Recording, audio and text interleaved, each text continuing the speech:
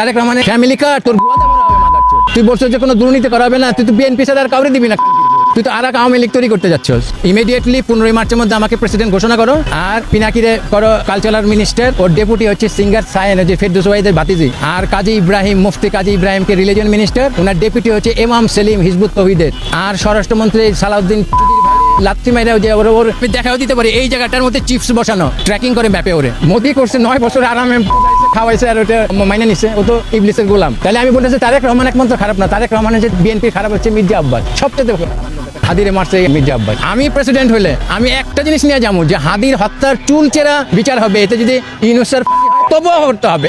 57 জন officer এবং কর্মচারী মিলে যে 73-72 জন বিডিআর পুনঃ তদন্ত করে পূর্ণাঙ্গ ইন্ডিয়ার মধ্যে ইন্ডিয়ার